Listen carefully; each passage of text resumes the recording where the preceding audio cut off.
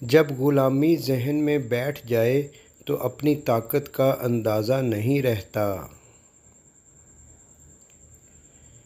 اپنے اللہ کو راضی کر لیں، بھلا دنیا والوں کو کون راضی کر پایا ہے۔ اس سے تو خاموشی بہتر ہے کہ کسی کو دل کی بات کہہ کر پھر اس سے کہا جائے کہ کسی سے نہ کہنا۔ اگر ہم سے غلطی ہو جائے تو ابلیس کی طرح دلیر نہیں ہونا چاہیے، بلکہ معافی مانگ لینی چاہیے، کیونکہ ہم ابن آدم ہیں، ابن ابلیس نہیں۔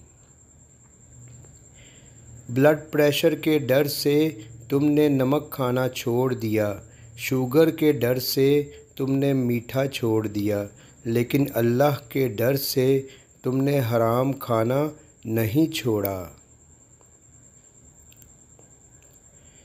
حسد ایک زہر ہے جسے انسان خود پیتا ہے اور توقع دوسرے کے مرنے کی کرتا ہے۔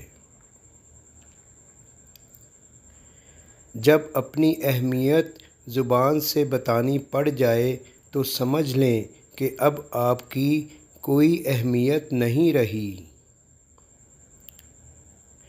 اکثر لوگوں کو اپنے علم کا غرور ہوتا ہے، مگر اپنے غرور کا علم نہیں ہوتا۔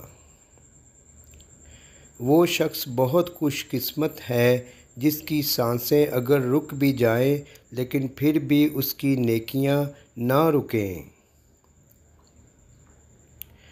زبان سے معاف کرنے میں وقت نہیں لگتا، لیکن دل سے معاف کرنے میں عمریں بیت جاتی ہیں۔